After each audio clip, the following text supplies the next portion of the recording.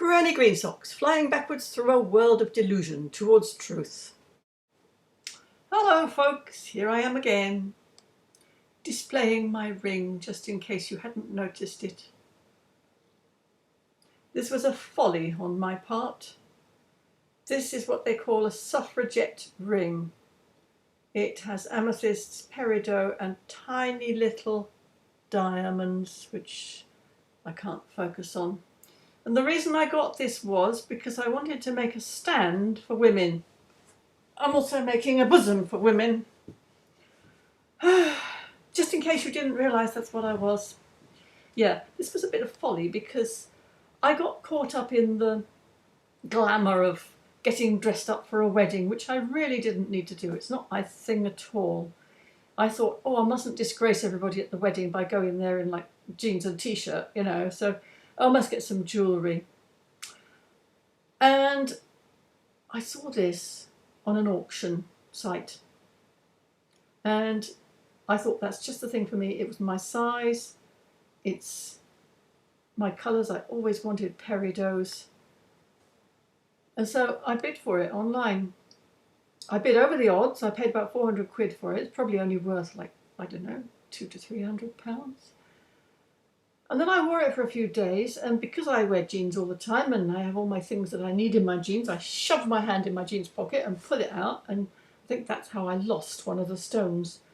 So then, of course, I had to go to the jeweller. You can't wear a ring with one stone missing. And said, can you replace this amethyst which has fallen out of my ring? And he looked at it and he said, oh yeah, I can do that.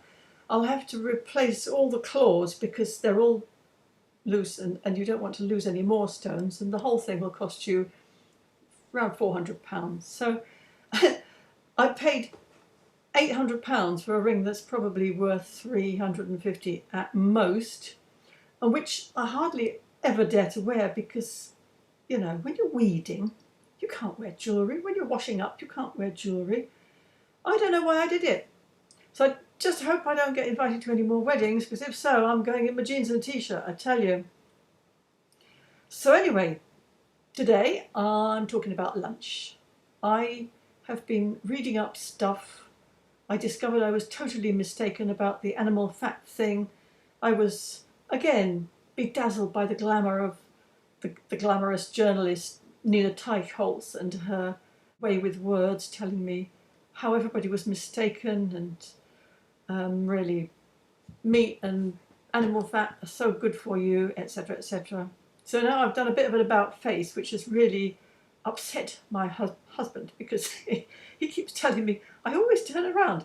I get a bee in my bonnet and then I see something else that says something different and I change my mind, and he can't keep up with me. So my latest thing is lots of fresh vegetables and fruit, and I have masses of cabbage from the allotment, so I've made a massive amount of coleslaw, and I'm experimenting with vegan lunches because we went out to lunch the other day and I had something called a Buddha bowl, which I've never come across before, and apparently it's a kind of a vegan thing. You have a lot of different things in the bowl. You have nuts and seeds and little foreign grains like quinoa and chopped up sweet potato, all things that you can't get in this country anyway. So, you know, if I was living off the land, I would not have access to these things, but I have access to the internet, and so I have these things. And I tried my vegan lunch, and this is how it turned out. So here I am assembling a nice fresh vegan lunch. Carrots, quinoa and fonio. I'm not actually trying to be vegan, so I made my coleslaw with mayonnaise, same as everybody else. I don't know, but I suspect that if you put the same things on all your salad dressing, you know, olive oil and balsamic vinegar or whatever, it would all taste pretty samey. Chris has just come back from Sainsbury's with some mushrooms. He said to the guy, where are the paper bags for the mushrooms? The guy said, oh, we don't have paper bags.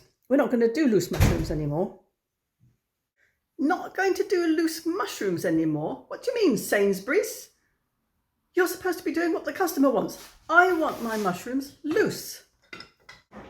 So there we have it. Coleslaw, seeds, nuts, apple, mushrooms, More seeds, nuts, fonio and quinoa. The interesting thing about eating a plate full of salad like that is you look at it and you think, oh, that's not proper food. I'm going to be hungry again pretty soon.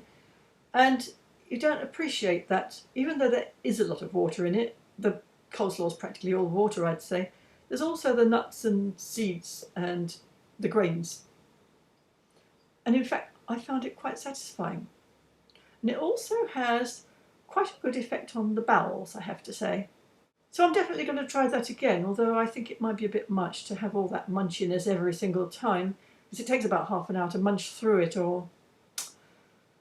And next time there could be a few more things off the allotment on it. I think the only things this time were cabbage and beetroot.